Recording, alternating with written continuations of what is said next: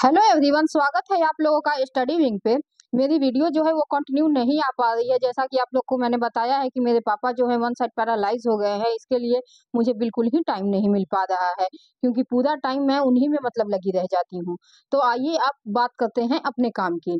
जैसा कि आप लोग जान रहे हैं कि बिहार में जो है वो काफी सारे कंप्यूटर टीचर की जो है वो वैकेंसी आने वाली है, ऐसा सुनने में आ रहा है। तो कुछ कह रहे हैं 26,000, कुछ कह रहे हैं 28,000। तो मैंने जो ये अपने ऊपर में देखिए लगा रखा है कि बिहार में जो है स्कूल में कंप्यूटर शिक्षक के भर्ती होंगे। और भर्ती ना सिर्फ हायर या फिर टीजीटी में होंगे, इनफैक्ट 1 to 5th में, 6 to 8 में, 9 10th में और 11 12th में भी जो है कंप्यूटर शिक्षक के भर्ती की जो है वो वैकेंसी आने वाली है। तो 28,000 के करीब जो है वो वैकेंसी मैं भी सुन रही हूँ कि वो आएगी और उसके साथ ही साथ बीपीएससी टीआरई 4.0 का भी आना है। तो दोनों साथ ही साथ आएंगे। पर सबसे बड़ी बात जो है वो ये है कि कंप्यूटर शिक्षक पर सबसे बड़ी बात जो है वो ये है कि कंप्यूटर शिक्षक के लिए मतलब एलिजिबिलिटी क्या चाहिए, अब तक ये क्लियर नहीं हो पाया है। और उसके साथ ही साथ उसका सिलेबस क्या होगा, तो उसकी सिलेबस बनाने की रिस्पॉन्सिबिलिटी जो है वो एससीईआरटी को दे दी गई है। बनाने की रिस्पॉन्सिबिलिटी जो है वो एससीईआरटी को दे दी गई है। और साथ ही साथ आप लोगों को ये भी सुनने में आ रहा होगा कि बहुत सारे बच्चे हैं वो ये मांग कर रहे हैं कि नहीं, इस वैकेंसी के पहले जो है बीटेट होना चाहिए और एस्टेट होना चाहिए।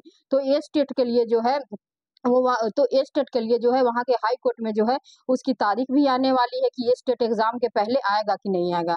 वैसे आना तो चाहिए, क्योंकि बिहार इतनी बड़ी वैकेंसी और इसके बाद 5.0 आएगा या नहीं आएगा इसका भी कुछ नहीं कहा जा सकता। और बिहार में इलेक्शन है, पर सुनने में ये आ रहा है कि बी टेट मतलब 100% श्योर जो है वो बी टेट नहीं होगा, ए टेट होने की संभावना है। वही बात फंसा हुआ है कि कंप्यूटर टीचर के सिलेबस क्या होगा। बहुत सारे ऐसे बच्चे हैं जो मतलब डिप्लोमा का सर्टिफिकेट बनवाना स्टार्ट कर दिए हैं, डीसीए पीजीडीसीए ये सब का सर्टिफिकेट बनवाना स्टार्ट कर दिए हैं।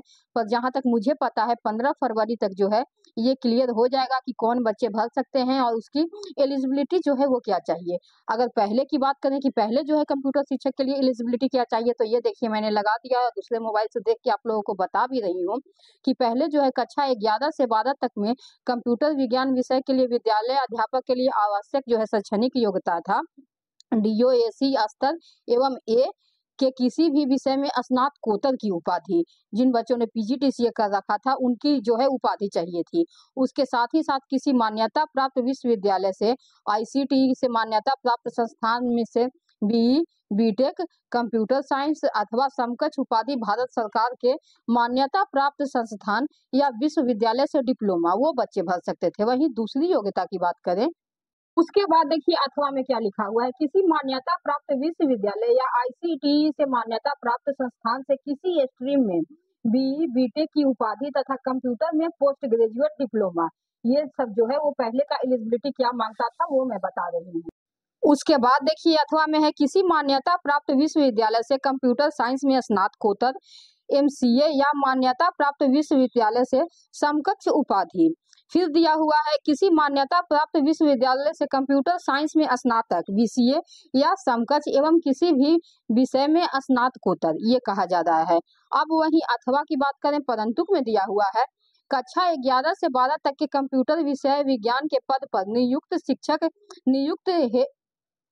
वहीं देखिए परंतु में ये कहा जा रहा है कि कक्षा 11 से 12 तक के लिए कंप्यूटर विज्ञान विषय के पद पर नियुक्ति हेतु शैक्षणिक योग्यता में अनुसूचित जाति, अनुसूचित जनजाति, अत्यंत पिछड़ा वर्ग एवं दिव्यांग के अभ्यर्थी को न्यूनतम निर्धारित रहता जो है 5% की छूट दी जाएगी।